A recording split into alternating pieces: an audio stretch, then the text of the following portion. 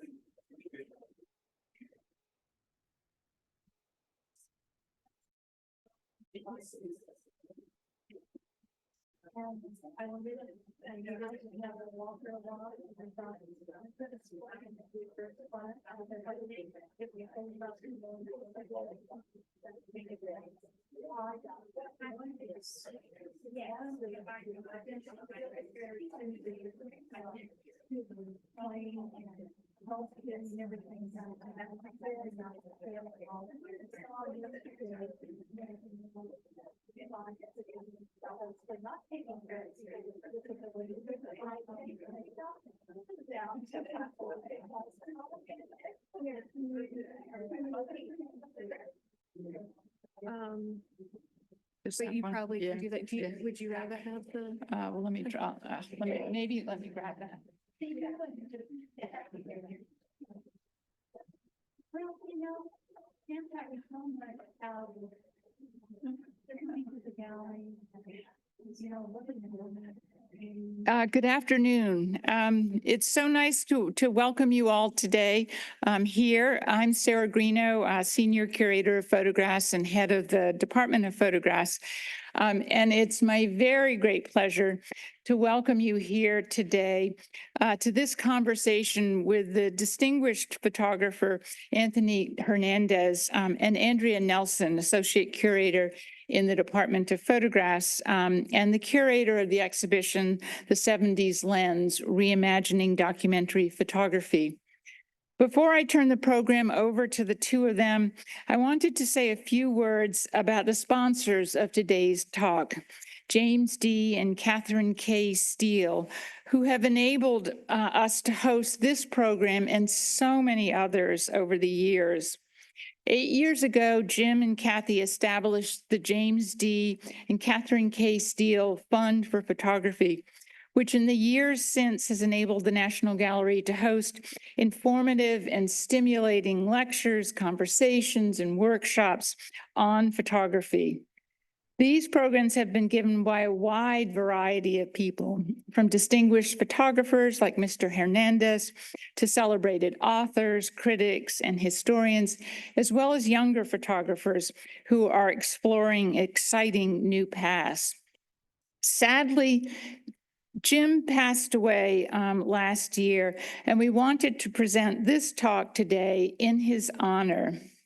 An engineer by profession, Jim was passionate about photography. He kept a studio at the Torpedo Art Center in Alexandria, Virginia for more than 20 years, and he was an enthusiastic teacher and mentor to other photographers. He gave guest lectures in photography at Georgetown University and taught for the Art League of Northern Virginia, the Smithsonian, and the Photo Works program at Glen Echoes National Park. Jim and Kathy's generosity was motivated by their own love for photography, their commitment to the field of photography, and also their work on behalf of our local community. We are so grateful to them for their support and are pleased that many of their friends and family are here today with us, both in person and virtually. And now I'd like to turn the program over to Andrea and Tony. Thank you.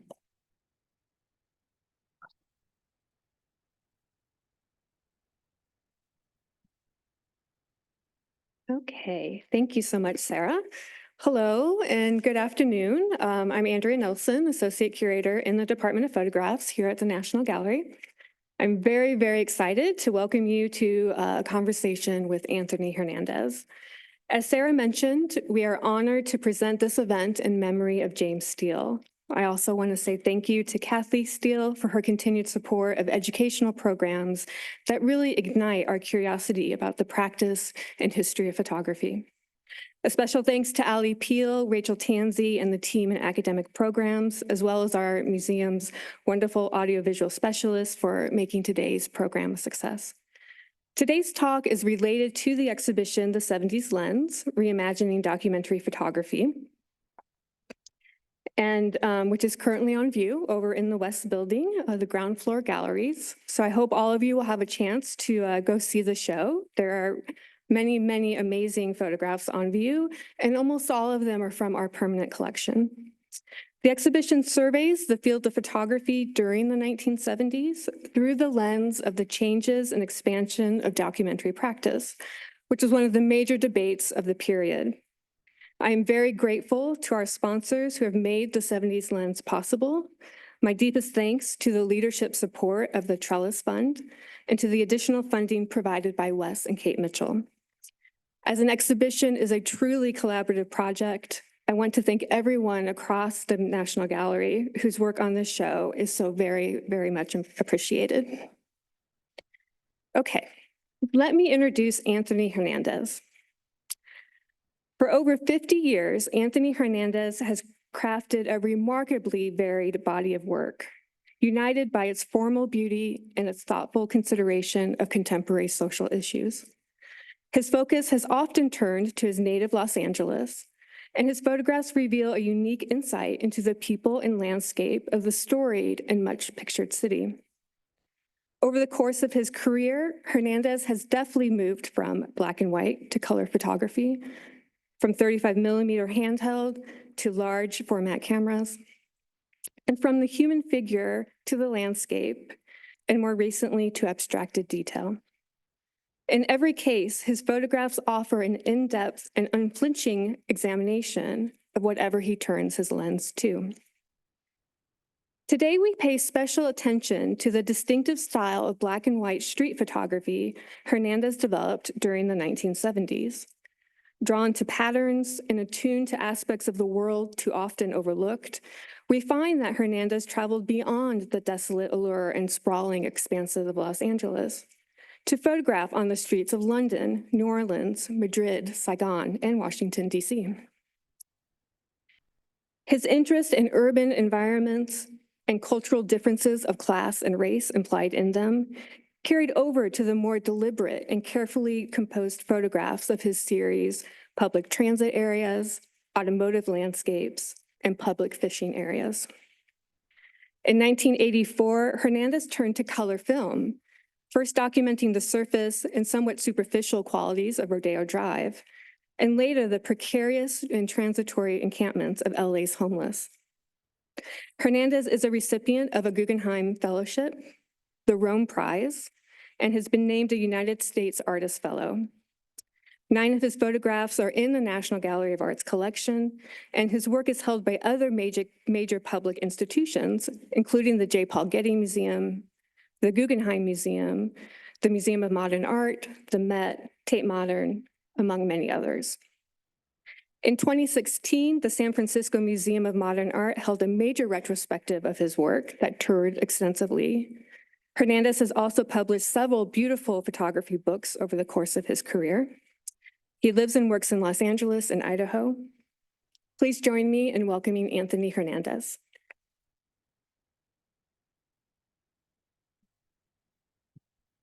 Thanks.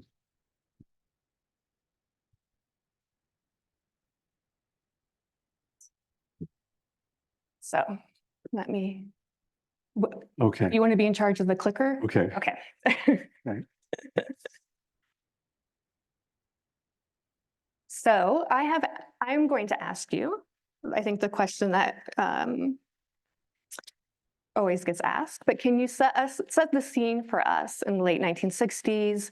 How did you come to pick up the camera, and when did you start to think of yourself as a photographer?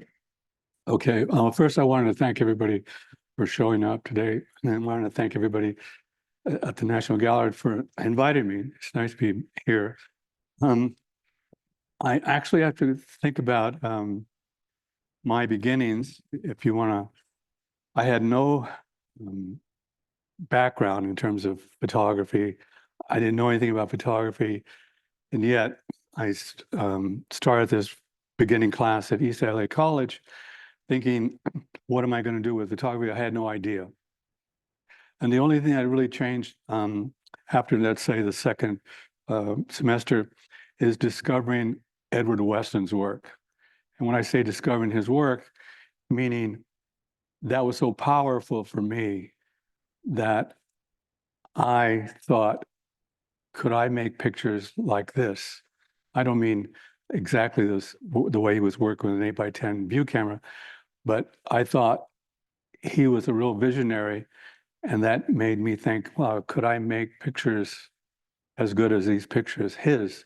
For instance, there's a picture of his that I really thought was so incredible, and that's of a dead pelican floating in a pool of water with looking through the water, maybe a foot deep.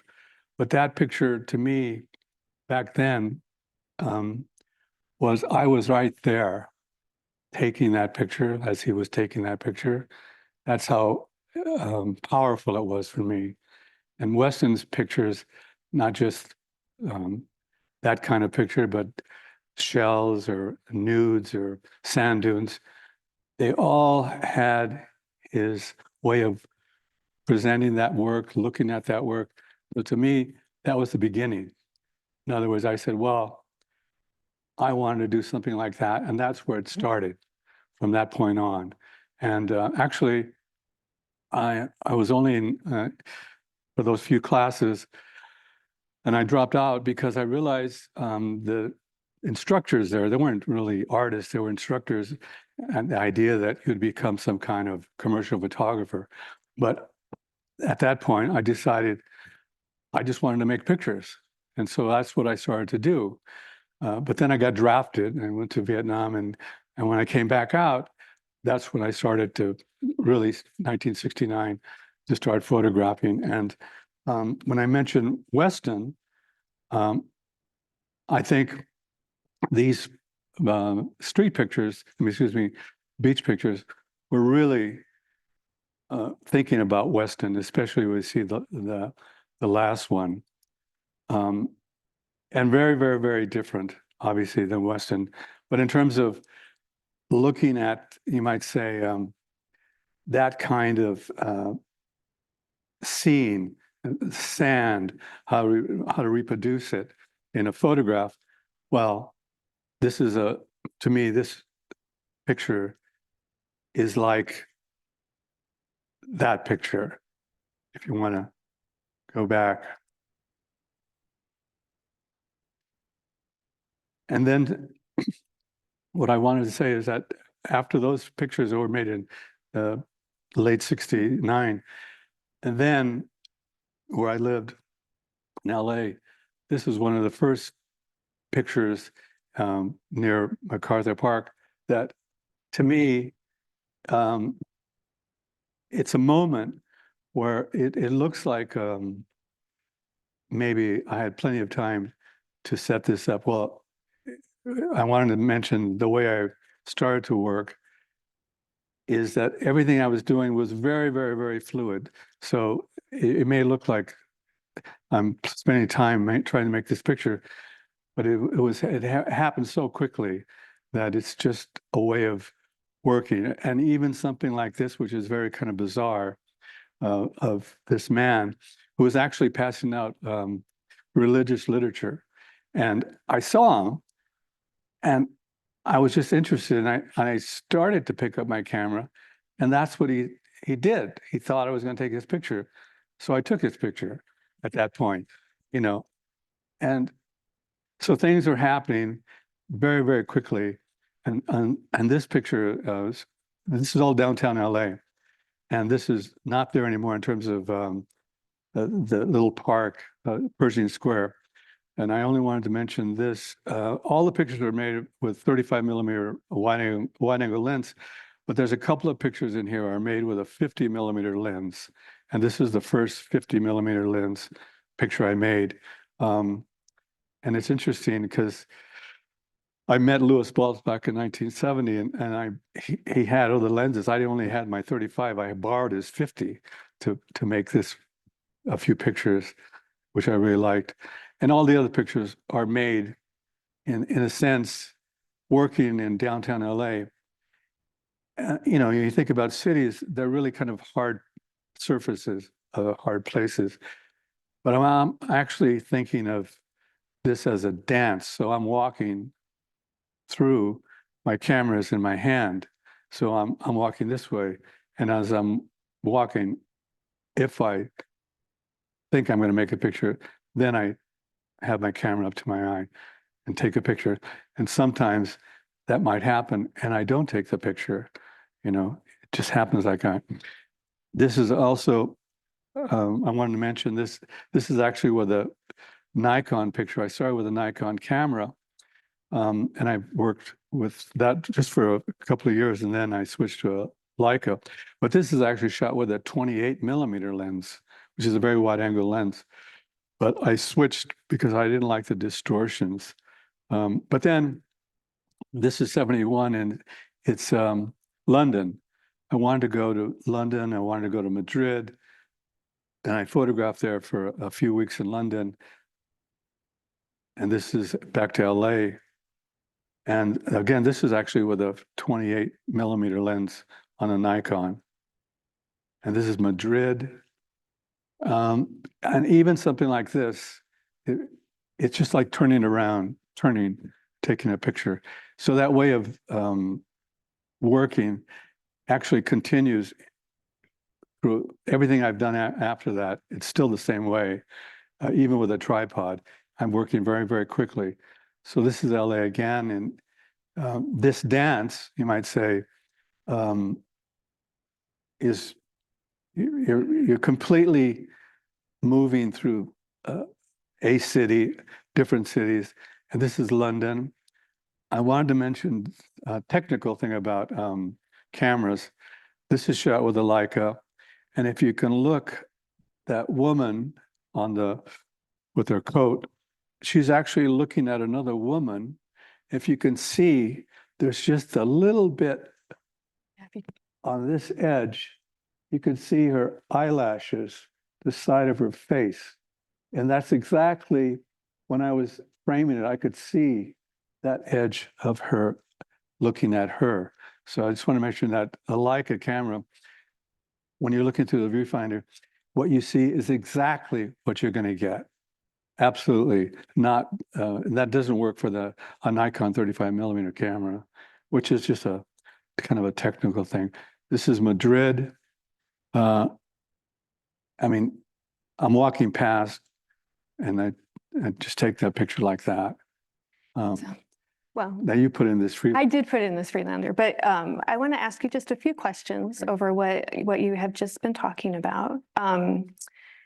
Because you were mentioning this dance and this early work on the street. You feel motion, you feel movement, and were you stopping for a few seconds? I read somewhere that maybe at the beginning you were kind of pre-focusing. You kind of you could judge your sort of distance of where you were going to stop and take a picture. Were people usually aware that you were taking a picture, or what did that bother you? Did you care, or was it? No, it was both. Yes, some is like you're taking a picture and it's kind of confrontational, you know that. But the other side of it is you want to take a picture where you're invisible. And I did that, but that's harder to do. Yeah. But in Rodeo Drive, I did that a number of times. And so it's both. And I knew that, but that was, I mean, I use the word challenge, but that's part of it, of working a certain way. And because when you're on the street, you can't control what's going on. You just have to just go with it, flow with it. So that to me, it's the exciting part. Right. And technically, by the way, I love taking pictures. The hard part was developing film, printing. That's the hard part to me. Taking pictures was the passion, but the technical thing is you had to do that, but it's not something I really enjoyed. And everything else I've done in terms of color, I've never printed my own color because I have a printer, Michael Wilder, has been printing for me for years. So just to give you an idea that I'm a photographer, but printing was not my thing. I had to make my own prints, but that's just the way it worked out. But I wanted to mention this picture. I mean, I love this picture because here's this woman without any shoes. And she's looking at, jewelry. I just kind of blew me away, something like that. And this is a father and son, if you could see. It's just a moment waiting for a cigarette, even something like this. I'm crossing the street and I'm just taking this picture. This is Hollywood. Yeah. Can I ask you, you start photographing in LA, and so kind of a place that you were familiar with, right? And so was that really important for you when you first started, or was it important to record LA and the people? Yeah, I forgot to mention that. For me, LA downtown, I mean, I grew up right near downtown LA. So as a kid, I knew downtown LA. So when I started with a camera, I thought that's the only place I should go because I knew the place and there was all this activity. So that really was the beginning, of a place I knew. And so it made sense that I would go back there and start there. But I wanted to photograph other places as well. And you start traveling, right? So we've already seen, photographs in Madrid, London. Yeah, Was every city just different or well, this is in New Orleans? New Orleans. This is, by the way, is again a shot with a 50mm lens, Lewis's lens still. Well, I wanted to photograph and very many different places. I did photograph in New Orleans, Waikiki, Washington, D.C., Madrid, London. But at the end of the 70, well, here, let me show you this. So it's still New Orleans, Waikiki, LA. This was the last 35mm street photograph, 1976, New Orleans. And at that point, I realized I wanted to do something else because I couldn't leave to photograph other places. I just didn't have the money. Mhm. And so I figured out, well, what else could I do in LA? And I started thinking about LA, and I realized the automobile. It was so important about LA. Plus, I forgot to mention that I used to work in a body shop, sanding cars. I mean, that's a job I had for a while. And so, still New Orleans, I started the idea that I would do automotive. We'll get to them here, but this is Saigon. This was a grant I got from the Friends of Photography that was started by Ansel Adams. In 1972, they started this grant called the Ferguson Grant. And I got the first Ferguson grant, which I was surprised. They gave it to me because I wanted to go to Saigon to photograph. I had been in Vietnam as a medic. I'd never been to Saigon. I wanted to go back to photograph in Saigon, which I did. And that these are some of the, also I forgot to mention is what I'm looking at, you're looking at, whether it's Saigon or New Orleans, you're only looking at a few pictures from each little body of work. So there are more pictures, even the color that you'll see later. I'm only showing you a few samples of larger bodies of work. And there are more pictures here from Saigon, but these are just a few. Was it easy to go back? Well, for Saigon, yes. Yeah, okay. It was easy. Mhm. I love this picture. That's a great one. Yeah. I mean, were you finding that Oh, you could feel a commonality of photographing on the street, but being in such different places? Or did you just remember? Well, I forgot Sorry. to mention something about Saigon.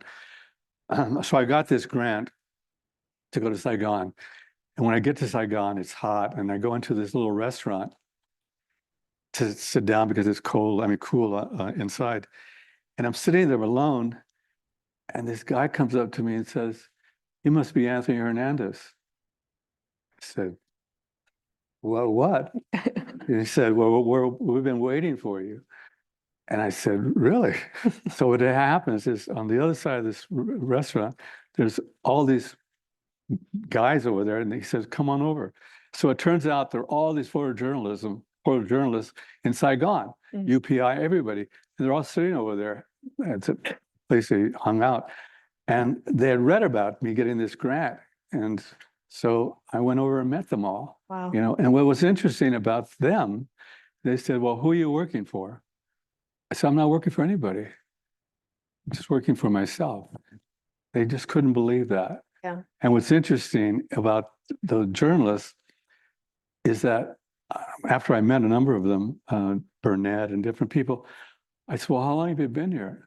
And off and on, some of them said, "Well, 5 years, whatever." And one of them, I forgot which one, was going to be leaving soon. And we were talking, and I told him I was taking pictures in the street. And I said, "You never took pictures when you were just waiting, between, assignments?" He said, "No, I never thought about photographing in Saigon. But when I was out photographing in Saigon, I bumped into him photographing in Saigon, and we had a chat. He said, 'Well, I thought about what you said. I said, I've spent so much time here, but I've never actually went out to make my own kind of pictures in Saigon.'" And so there it was. Yeah. But I do realize that meeting them, it was interesting for me because I spent a little time. They had these parties, and I would hung out with them a little bit. So I wasn't completely alone in Saigon. Yeah, yeah. Yeah. And then these are DC.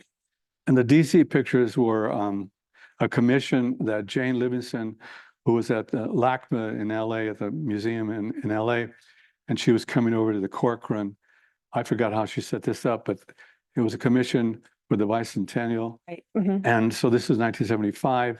I was one of, well, it was me, Louis Balls, Lee Freelander, Jan Groover, Cummings, John Gossage, Roy de Carva.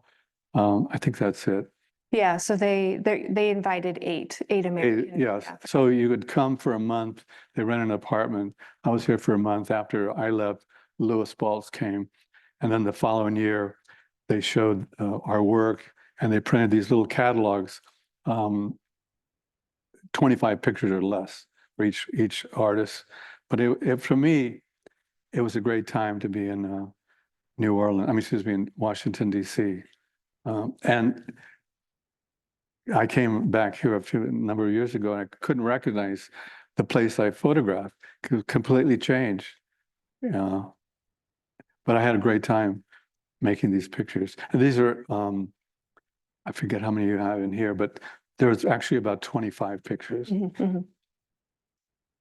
Right. So the commission, they just asked, this group of photographers to come, and you were telling me you guys shared there was an apartment that people could stay at. And they really just asked each photographer, right, to go out and photograph the city. And the idea was that there would be a diversified documentation of a time and place. Right. So how are you deciding what to do in DC? What to photograph or? Well, just we're all, you might say that as many people were, in the downtown area, just like that, hanging out. That's why I was photographing constantly. Yeah. Only a couple of times I went out, try to go outside of DC to try to make some of the pictures that didn't work out that well. Inside the old downtown DC, it was great, for me. Did it feel like LA? No, it didn't feel like LA, but it felt great. Yeah. A different city. Yeah. A different place, different site, space. So I wanted to ask you, just with that photograph and a few of the other DC photographs, I see sort of aspects of gesture, chance, play. How are you balancing that? The idea of chance in your work. Did you feel like were you open to chance? Were you cultivating chance, or were you, by this point, 75, so well attuned, right, to how to work on the street that there is no chance in a way? Well, I mean, it's to me, it's like an accident. I mean, you're looking at something, for instance, you're going to photograph something, and then you look at the periphery, and instead of going that way, go this way and take a picture, which I've done many, many times. So it's just like you have to be ready to be that kind of flexibility, which I did actually a lot, and even in Rodeo Drive, color, which was even harder to photograph, making those color pictures. But in terms of this fluid way of working, it continued from that point on. Even all the work I did, even with after these beginning of these street photographs, bus stop pictures. The bus stop pictures, I have a lot of these bus stop pictures. They're all over LA, and this one actually is in Long Beach.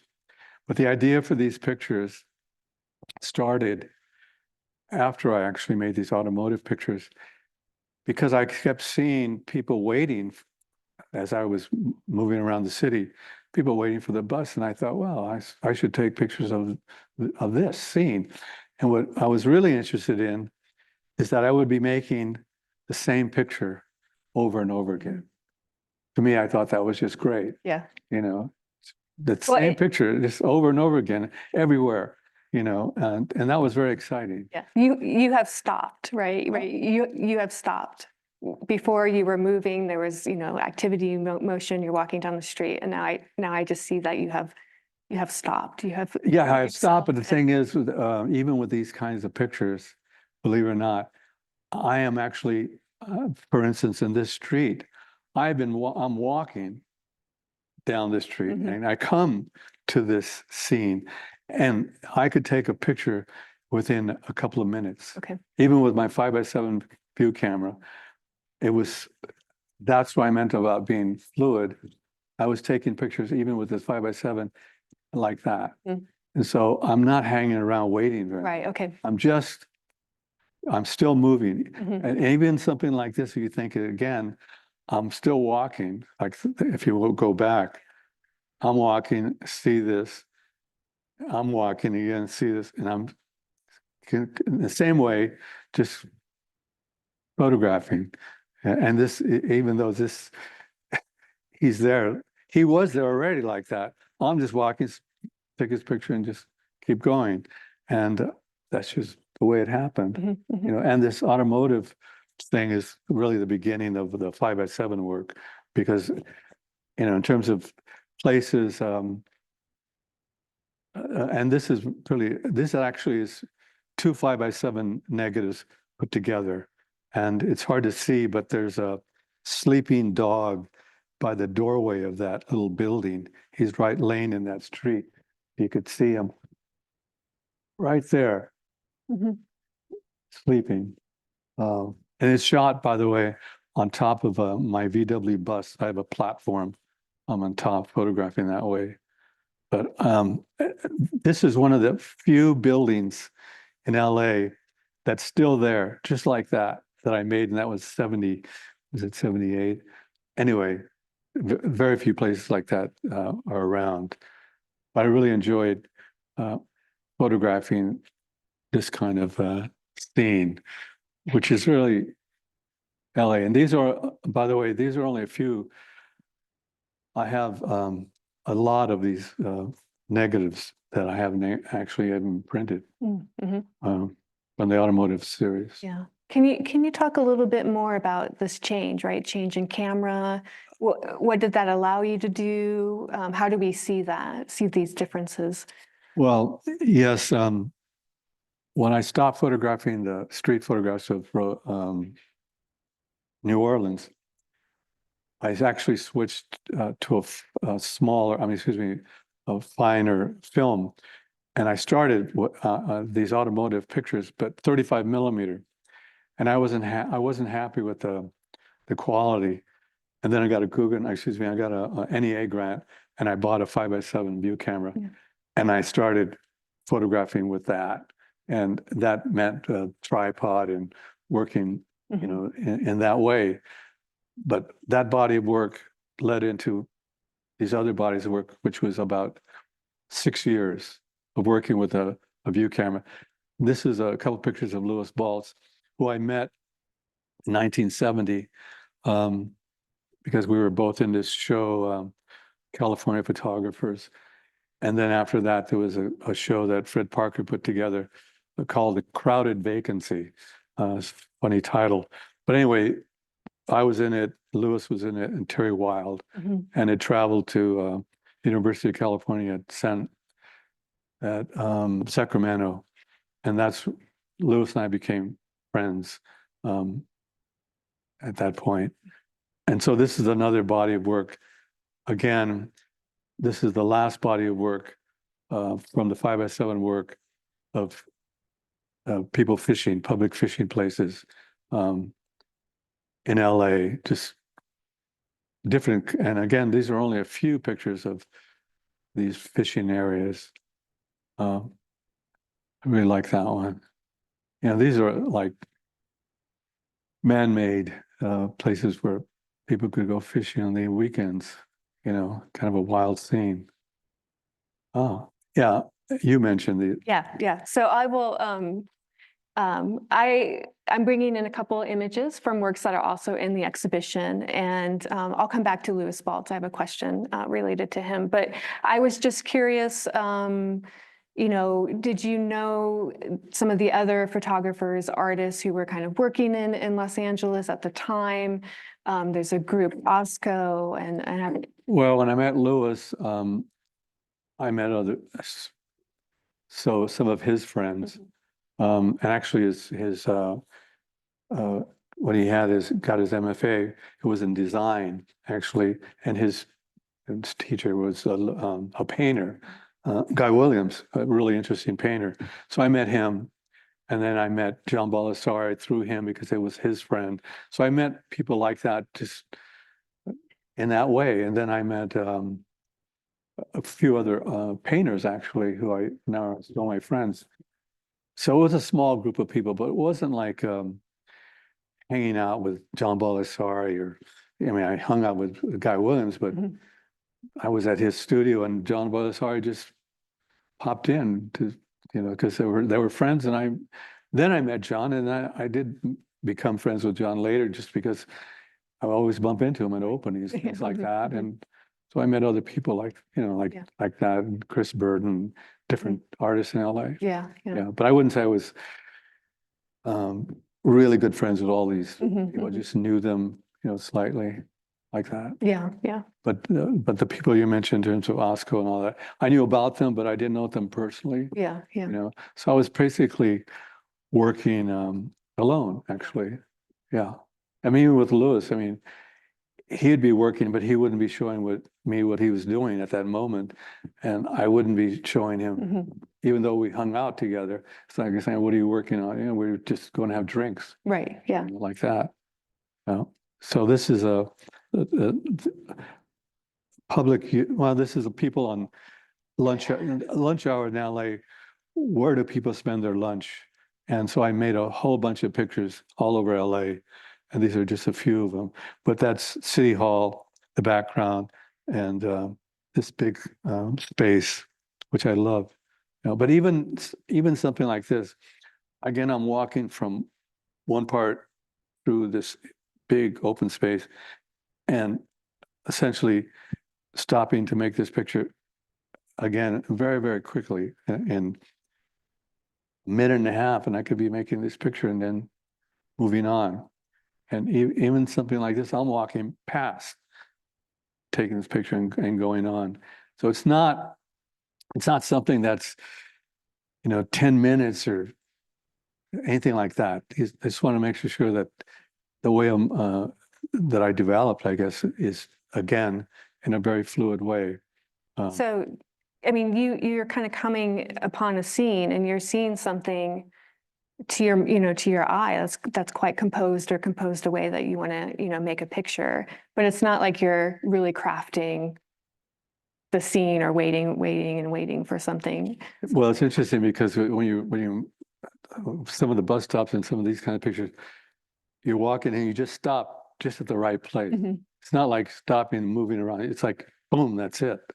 And it again, that's just part of like, the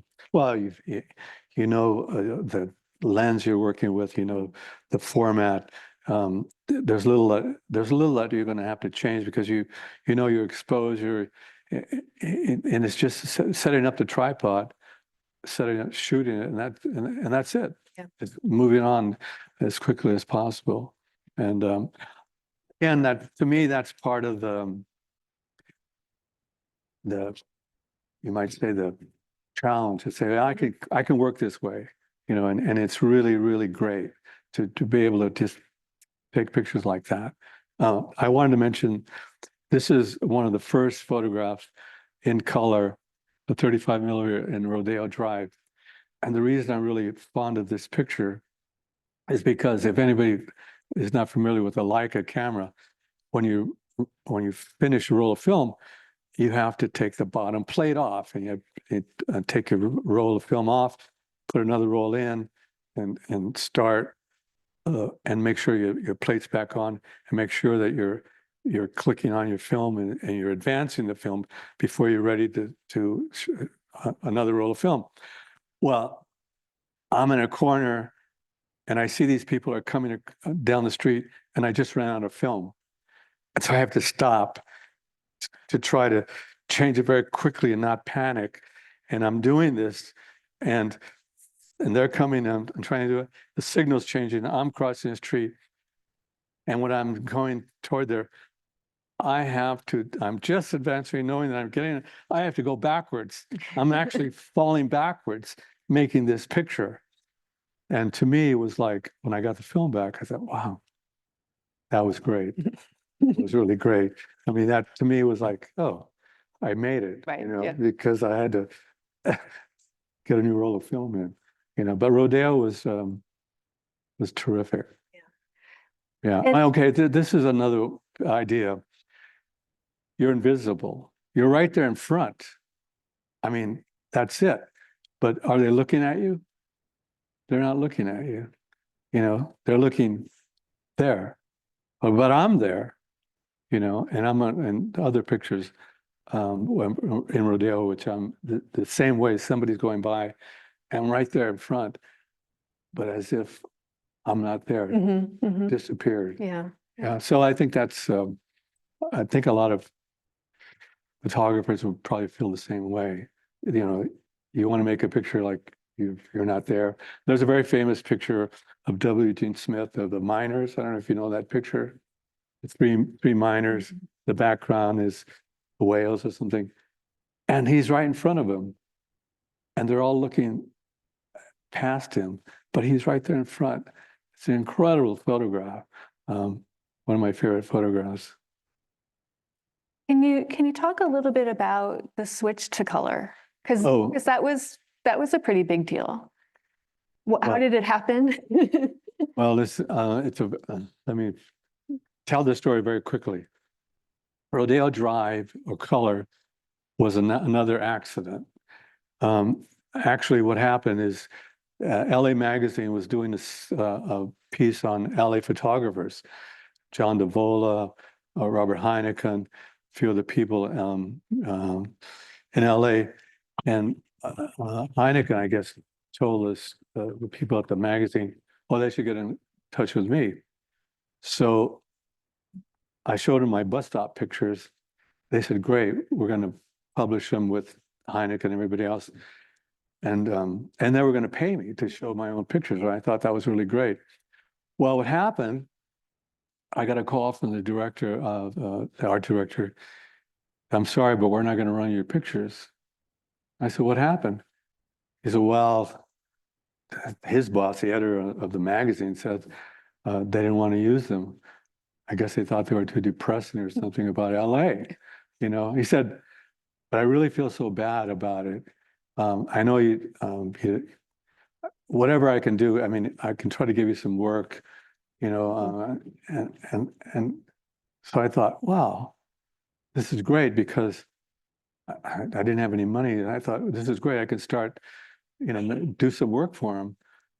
But I thought, well, I'll go out and make some color pictures and show them so I can make color pictures and not keep my black and white, you know, separate.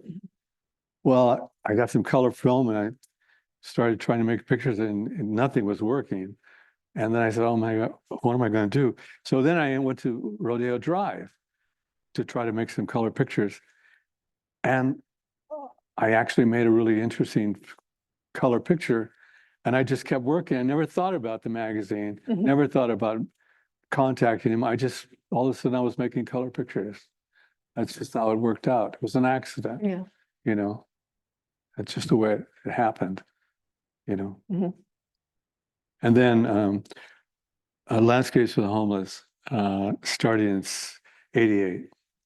And this is a really interesting picture because, believe it or not, I'm technically standing on a mattress, and this person that was homeless there, obviously he was smoking, but he always threw his cigarettes on the right side. Nothing on this side. All these are on one side of his bed, on the other side. So I'm photographing with my Hasselblad. I had to make this two pictures of the scene, but I just thought it was fascinating that he would smoke, but throwing them all on one side, not on this side. So this side was no cigarettes. This side's all cigarettes. And the interesting thing about this picture, I showed this picture in Japan for a show there, and there was a question and answer after I did a little talk. This young Japanese man spoke, asked me a question. It was translated. He wanted to know a couple of things. One, did I move anything when I made this picture? And I had to say, I asked him, what do you mean? And he said, no, did you move anything? And I said, no, I didn't move anything. You know, why would I, how would I start?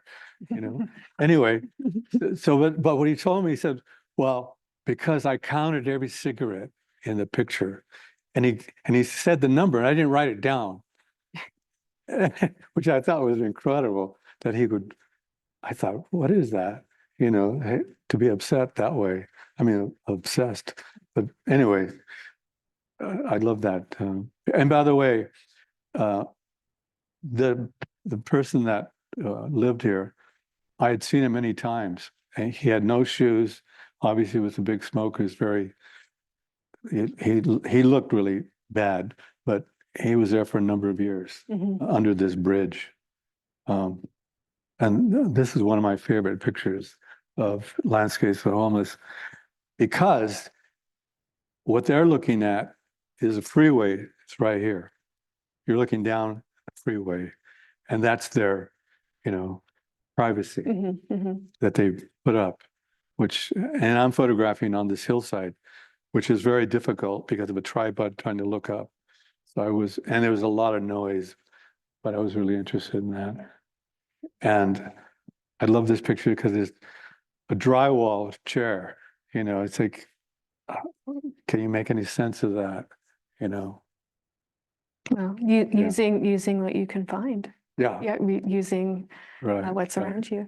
Can you talk a little bit about you're now, these are not direct portraits. You've sort of moved away from including. Yeah, Rodeo was the first color of people and last pictures of people. Yeah. And well, there's a body of work that's not here. I was an artist in resident at the University of Las Vegas, Nevada. I was there for a few months, and I thought I was going to photograph on this trip, like Rodeo Drive. But I ended up photographing a place where people would go and target practice, and left all this stuff on the desert floor. And I started photographing this stuff on the ground. And after that, I started Landscapes for the Homeless. Actually, Landscapes for the Homeless started in Las Vegas, because when I was in Las Vegas, and it gets very windy in Las Vegas sometimes. So for a couple of days, it was so windy you couldn't even be outside. And out of frustration, I would try to walk near where I was staying at a little motel, and there was this little bridge.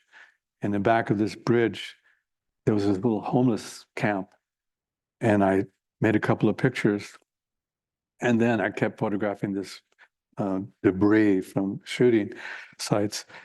And when I went back to LA, I had found these negative transparencies that I made in Vegas before, and I thought, oh, I should photograph this new kind of material that was in LA, and that's why I started.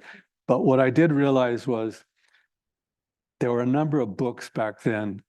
I forgot by a number of different photographers, all black and white photographs of homeless people, portraits. And I saw a number of these books, and to me, they weren't that interesting at all. And so when I started thinking about the landscapes for homeless, I thought the evidence of homelessness was interesting to me, and in color, but not the people themselves.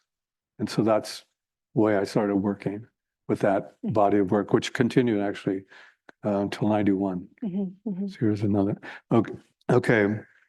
So this is one of the pictures of Landscapes for Homeless of the shirt hanging. But the other picture on the right, that's a 35 millimeter picture taken in Long Beach in 1969. So I made a roll of color film I shot in 1969. And although only a couple of pictures I saved, the rest I threw out. But I never did anything with that picture until years later, that I found that transparency, and that's a 35 millimeter transparency. But I was there in Long Beach, obviously really early in the morning, walking, and further out is the actually ocean. And as I'm walking out there, here's this homeless person out there, you know. And so years later, I realized there's always been now, after the homeless pictures in the 80s, this thread of homelessness, even now, even in terms of the most recent pictures I've been making in LA, still have references or a thread to homelessness. And now we're in Oakland, and these are these abandoned hotels in Oakland. And this is a kind of a wild picture of somebody making this drawing of a naked boy in a closet. It's pretty interesting. Again, this is a different hotel that I had access into, actually, because of the city of Oakland made it possible for me. And now we're in Rome, again, a homeless situation in Rome. I wanted to mention this picture because a lot of people don't realize what you're looking at. What you're looking at here is a series of buildings that have been abandoned. They were never finished, but you're looking up as an unfinished elevator shaft. So you're looking straight up in an elevator shaft. I'm in the bottom of this elevator shaft, way at the bottom, looking straight up with my Hasselblad square camera. And which I don't realize, I wanted to mention because I haven't really mentioned it to anybody. This was in the show at SF MoMA, and I happened to be there during the opening, and I'm walking by my own picture, and there's these two guys in front of my picture, and they're saying, no, it's a hallway. And the other guys say, no, it's a so-and-so. And I turn to them and say, no, it's an elevator shaft. You're looking straight up. So how do you know? I say, I took the picture. That was really interesting. You ended the debate. Right. Yeah. But what I wanted to mention now to people here, this building, or these series of buildings, is on the outside of Rome. And when I'm looking down at this space, I realize if I go down there, how am I going to get out? Because there's a big drop here. So before I did that, because you can, in your camera, I can have my camera and my tripod strapped over me. So I had to put in a bunch of pieces of wood, like a ladder. I had to build a ladder to go down in there to get back up, because I didn't want to be, because it was about that much water at the bottom and all this debris, all uneven. So I had to be careful of saying, I don't want to be stuck down there, because nobody would know I'm there. So I was very careful of building this ladder. And I went down there, I made this picture. I was very happy with that picture. So a lot of the pictures,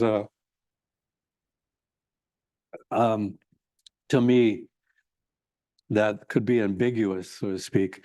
I'm interested in that kind of thing. And this is like a 9-story building that was never finished. And I showed this in Rome at the Academy in Rome at their gallery. And I met an Italian person there who knew about this building. And he told me why the building was never finished. The reason it wasn't finished is when they built that building, there's supposed to be so much space between, let's say, the doorway, above the doorway and the ceiling. Well, it was like 2 feet or anything short of the whole building. So it was never finished, but it was, just there. And so I snuck in this building because they did have a guard around it. But this next picture is somebody's living in this building down that hallway. In this 9 stories, there's that person, homeless person, who's made a little bed there out of that material there. So there's another thread, you know, of homelessness. And this is Aliso Village.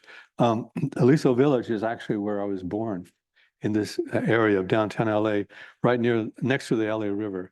And this is actually a close-up. These are abandoned.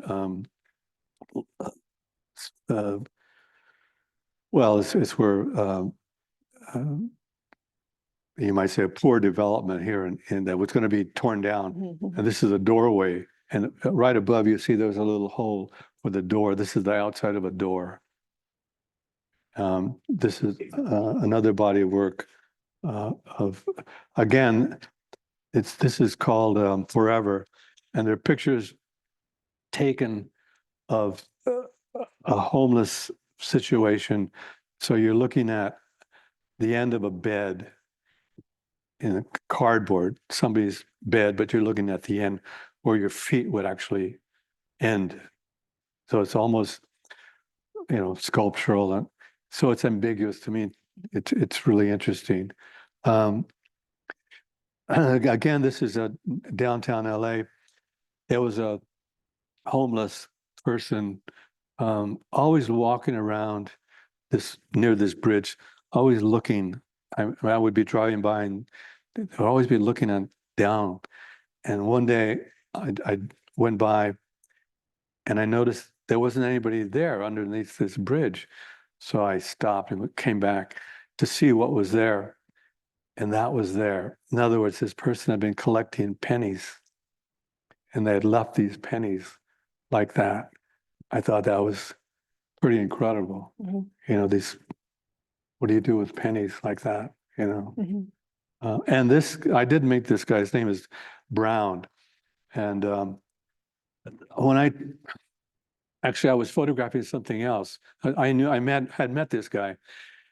I was photographing something else, and I could hear him coming with his cart, and he stopped like that. I'm down here trying to photograph something close, and he's coming, and I look up and I say, "Do you mind if I take a picture?" I mean, and he said, "No," and I jump up and took this picture, and it was so fast, I didn't even realize that he had those bands around his arm, his wrist. Only when I developed the film did I saw that. But I thought, wow, to me that was, you know, again, I wasn't photographing a portrait. It was just like a detail, but of Brown's hand. You know, one of the few people I met. How long are you sort of at these different spaces? Are you going back over, you know, come back over months later? Or? Well, like for instance, this area, which is actually quite a large area in terms of bridge and all these streets, I would be coming back again and photographing something a block away near this place, another homeless situation. Yes. So it would be repeating a lot of places, going back again because something else has changed, you know, and that's an interesting thing that's happening again. This is from the point of view of a homeless camp, but obviously they had been hanging some kind of food or who knows. This is just stuff that's left on a tree looking up. Again, they were used to hang plastic bag on that wire, some kind of food. Well, this is just detail of what was there, you know, taken with different different lenses. So this is a longer lens, so that wall in a building in back of this tree is being pushed up against that tree. So again, it's kind of an ambiguous spatial thing happening here, which I liked working that way. And then I did a book called Discarded, and these are all kind of housing developments and things like that on the deserts of Southern California. Again, this is abandoned house out in the middle of nowhere in terms of near the Salton Sea. And this portrait, which is in the collection here. And I wanted to mention this because this format, which is supposed to be like a 4x5, it's not a 4x5, it's more like a 3x5 because I customize my back of my camera. And I customize it. And this is the first time I used it and the only time I used it. But I wanted to mention this picture of this man because I was photographing on my way back from Austin. Judith, my wife, was in Austin doing research on a project of hers, and I'd gone to visit her in Austin. And then on my way back, I was going to come back a different way, back to LA, photographing, and this was near the Salton Sea. And what happened is I was driving past. There's nothing out there. There's a big school bus that's just on the side of the road. And I passed this school bus, and it's just a school bus with all this stuff on top, all this like debris. And it's all graffiti all over it. And I pass it, and I thought, well, maybe I should go back and look at that. Maybe I'll make a picture of that bus. So I turn around, and when I come back to that bus, he had been on the other side of that bus, and he had just come around when I came, but he's shuffling because he's in really bad shape. So I parked, my camera's in the car and everything. And I asked him if I could take a picture of his bus. He said, sure. So I pull out my camera, set it up 4x5, take a picture of the bus, take my camera, put it back in the car and everything. Then I'm talking to him and I feel sorry for him. So I give him $20. And he's really says, well, really, thank you. Let me give you something. I said, okay. Well, my car's here. I'm here. Bus is there. He's shuffling back to his bus. And he goes in there. And I'm waiting for him. And finally, I'm right waiting for him. He comes out. He stands there. And he gives me this paper. And it's been mimeographed so many times, you can barely make out the word Jesus on it. Some kind of, religious thing he wants to give me. So I look up at him and I said, do you mind if you don't move, I will take a picture of you? And he says, sure. Rush back to my car, get my camera, pull out there. I only have one holder left.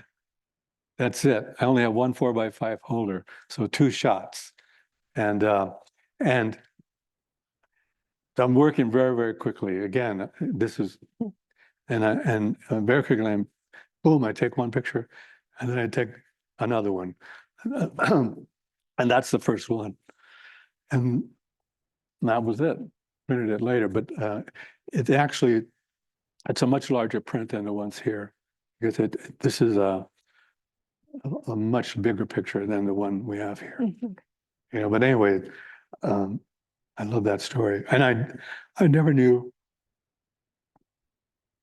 I never asked him his name. I just gave him the $20. Yeah. Well, we have run out of time, but I do know that you have just a couple more images to talk about the more recent work. So we'll end here. So this picture was taken by my wife, Judith. It's in Utah on the Salton Sea Flats. And that's my custom screen that I've been using for the last 6 years. And these are some of the pictures that I've been making, large prints, working this way. All in LA. And these are just a few of these big rectangles.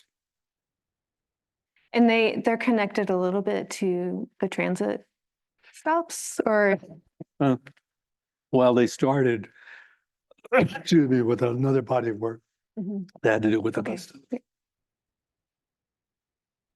This is like a stage set to me in LA. But anyway, this is the work I'm still working on now. Excuse me.